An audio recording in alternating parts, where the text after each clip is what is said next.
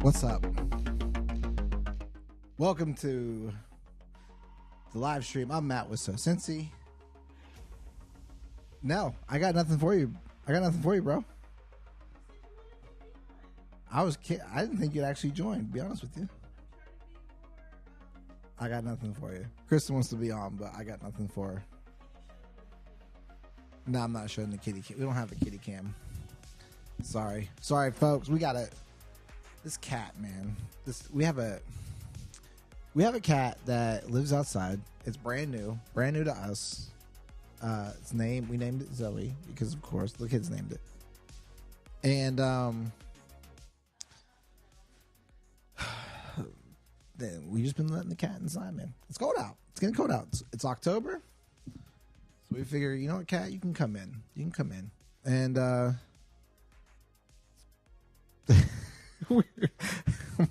Kristen comes out. She's like, where's the cat? Goes outside, calls for it, comes running because it knows now.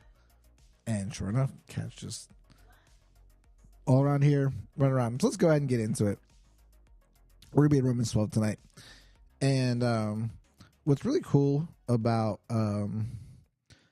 what I was reading, what's really cool about Romans 12 is if there was a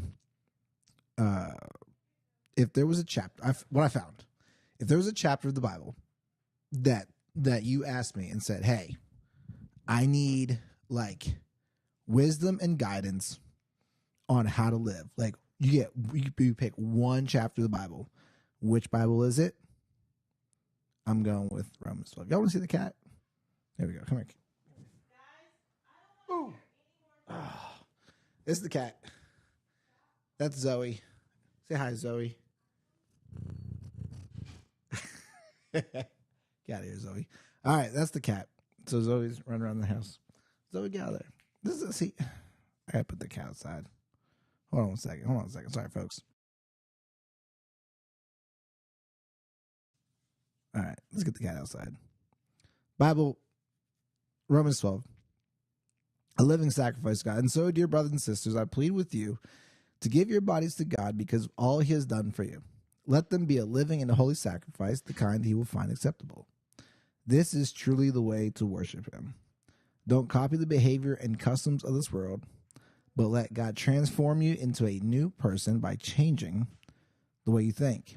Then you will learn to know God's will for you, which is good and pleasing and perfect. Because I'm trying to read the Bible. You got the cat back there meowing.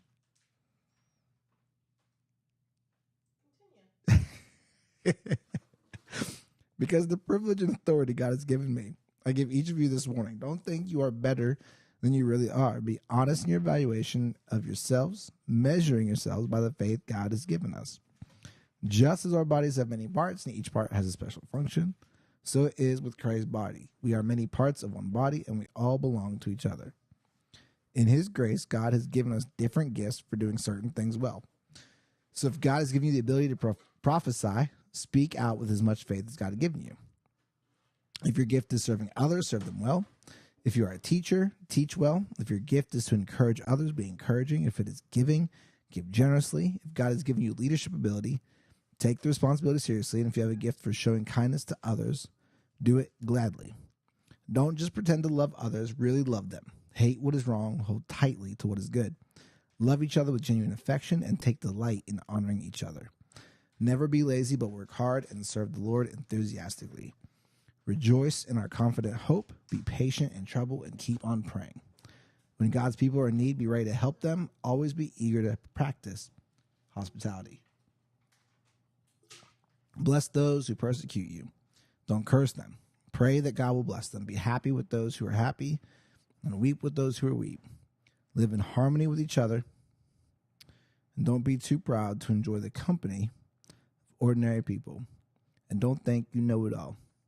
Never pay back evil with more evil. Do things in such a way that everyone can see you are honorable. Do all you can to live in peace with everyone. Dear friends, never take revenge. Leave that to the righteous anger of God. For the scriptures say, I will take revenge. I will pay them back, says the Lord. Instead, if your enemies are hungry, feed them. they are thirsty, give them something to drink. In doing this, you will heap burning coals of shame on their heads. Don't let evil conquer you, but conquer evil by doing good. And that is Romans chapter 12. Now, like I said, man, if there was a single chapter, this entire thing, that was how to live life as a Jesus follower, as a God-fearing person, Romans 12 is it. Romans 12 is it. Let's go take a step back. I'm going to touch on a couple of things. First off, I want to say that it tells you to be a people's that is transformed by God's love and care, basically. It says, verse 2, don't copy the behavior and customs of the world, but let God transform you into a new person by changing the way you think. Then you will learn to know God's will for you, which is good and pleasing and perfect. I want to share this with y'all. So there's a book called The Titus 10 by J. Jeff Smith. Excellent book. I get no commission, so I just recommend it, especially if you are a man. Like, I've been looking for like men's books on faith, and like a lot of them are like pretty traditional. You've read one, you've read them all. But this one was really good. And it basically takes 10 lessons from Titus. And they was talking about worship. And in it, the author, he gives I think it's a quote by Tim Keller or John Piper or something like that. I think it might have John Piper. But he says that he's talking about worship and how worship is the end.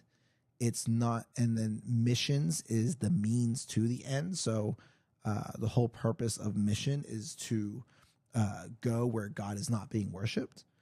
And they give, like, at the very end of the chapter, they give like a really simple definition of worship. And the definition that they give is that worship is the gladness of the peoples in God's greatness. And so we were talking about that yesterday during our men's ministry meeting in the morning. And like, it completely changed our perspective on how we see what worship is. Because I think for most people, like, if you ask them, like, hey, what was your favorite part about church? They would say, like, oh, it was the worship. I know I've said it before. Like, oh, it was the worship.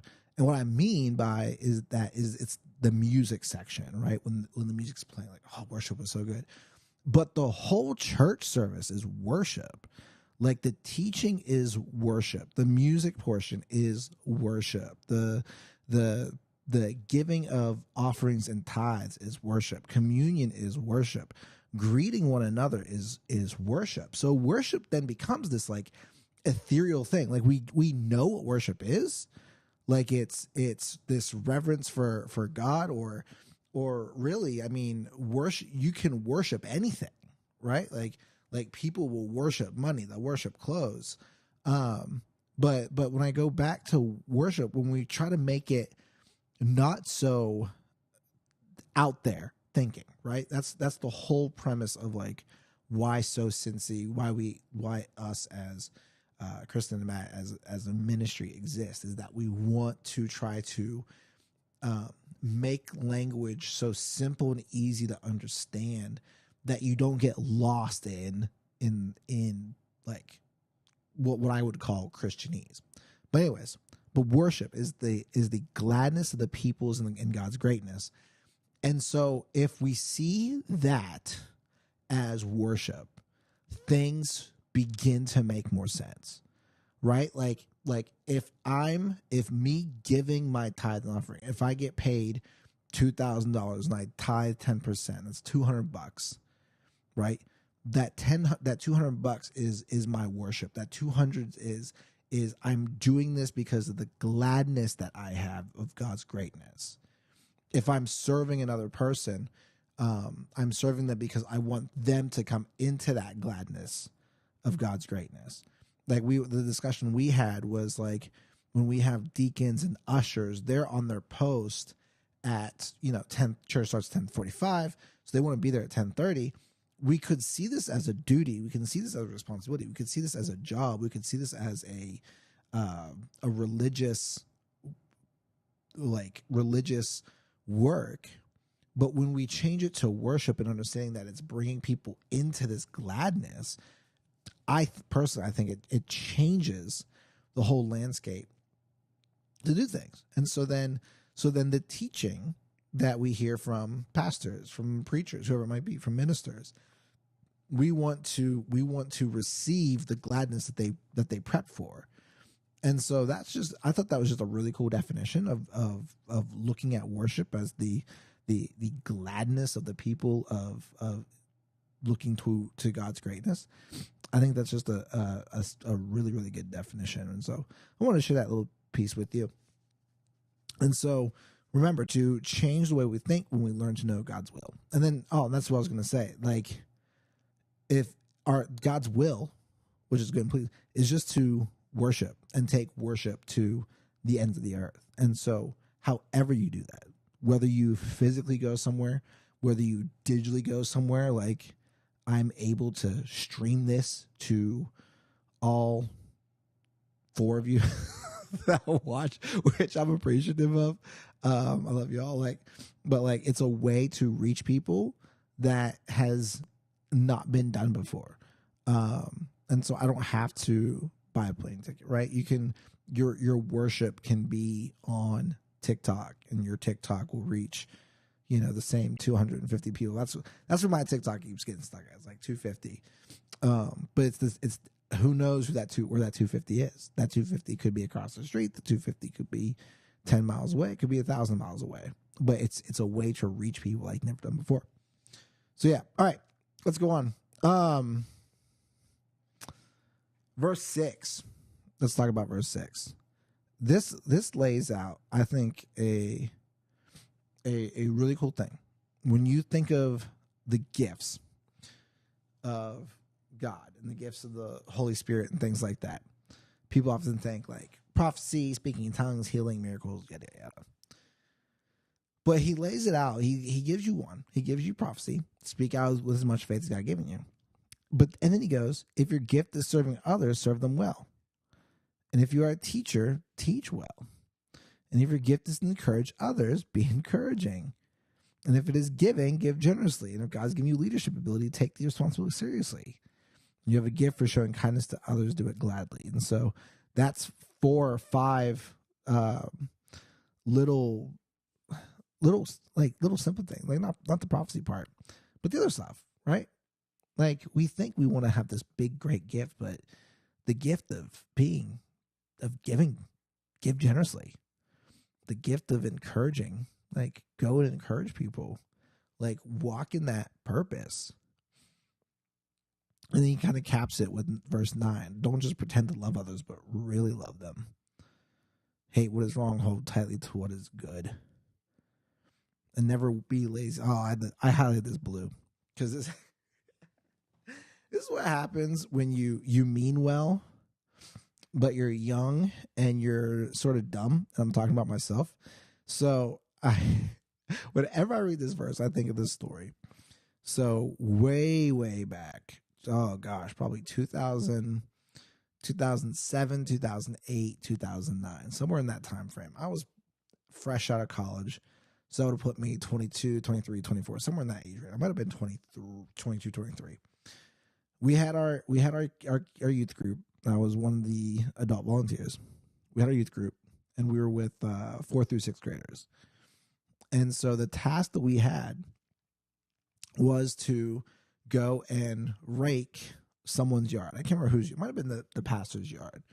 But there were groups of us, and we were all over kind of the township, the area, and we were all raking leaves and doing different jobs to serve other people. And again, I'm with 4th through 6th graders, and they are whining and fussing. And they're like, I hate raking leaves. This is terrible. This is taking forever. It's taking forever. It sucks, blah, blah, blah, blah. And just out of my mouth, I meant well. But what I said was, you know what, guys? Sometimes serving the Lord sucks. And what I meant was the task can be daunting. And yes, the task can suck. That's what I meant to say. But what came out was serving the Lord sucks. So I repent of that. My bad. But it's hard. It's work. Work is hard, and hard work is hard. And verse 11 says, "Never be lazy, but work hard and serve the Lord enthusiastically." So, again, whatever you do, if it's prophecy, if it's serving others, if it's teaching, if it's encouraging, if it's giving, if it's leading, if it's showing kindness, work hard at it and serve the Lord enthusiastically. And then the last kind of thing that I want to touch on, that wraps up Romans chapter 12. It says, "Be happy with those who are happy and weep with those who weep." The holidays are coming up. We got Halloween tomorrow, Thanksgiving's coming up, Christmas is coming up. And I just reflect because this will be the first year without both of my parents, because my parents passed away last year. So through Christmas, I had my mom. Through Thanksgiving, I had my mom. Didn't have Dad for Thanksgiving last year. Didn't have him for Christmas last year. But now this year, won't have either of them. And so when I think back to those times, and when I think back to the funerals and all those things, like those were times to weep. And holidays can be hard, and the holidays can be difficult. And if you are a person listening to this and you are struggling in the holidays, you can leave a comment on this video. You can shoot us a DM on social media.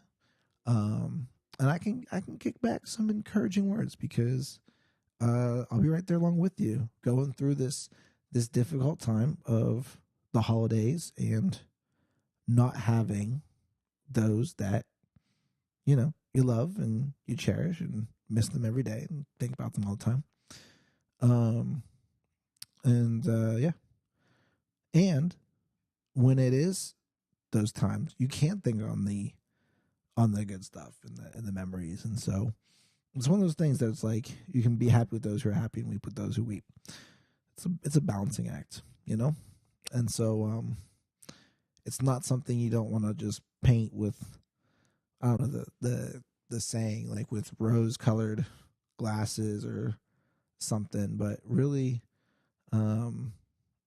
take that time to weep with people who are weeping. And, when it's time to be happy, you can be happy.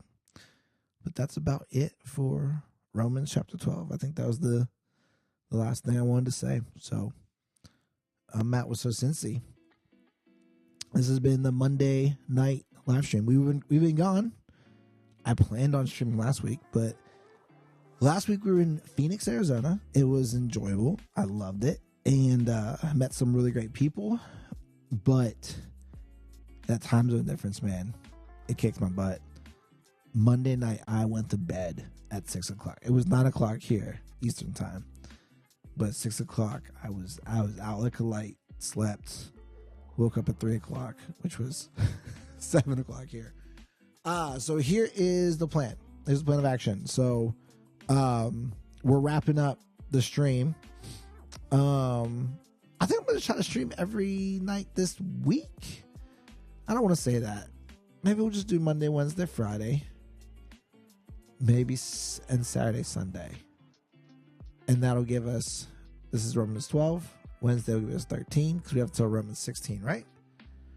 We go to Romans 16? Yeah. So that would be Monday, Wednesday, Friday, Saturday, Sunday. And then so next Monday, I'm gonna say it. Monday, Wednesday, Friday, Saturday, Sunday. That's the schedule for this week. And then we will transition. Starting next Monday, we will start the Bible Department podcast. I wish I had the image up, but I don't. I doubt I can throw it up real quick because I'm not good like that. But we're gonna get back to the basics, back to why I started the stream and all those things. And let's see. Is this? Can we do this here? Whoop. That looks too big. That's too big. Hold on. There we go. There's the Bible Department podcast. Look at that beautiful face of mine. So yeah, so that'll be starting up next week. We're gonna be going through the Bible throughout, and we're gonna ask the big questions. And I think that's about it. So tune in with us. I don't want to delete that. Tune in with us next week on Monday, and we will see you then. All right, y'all. Peace out.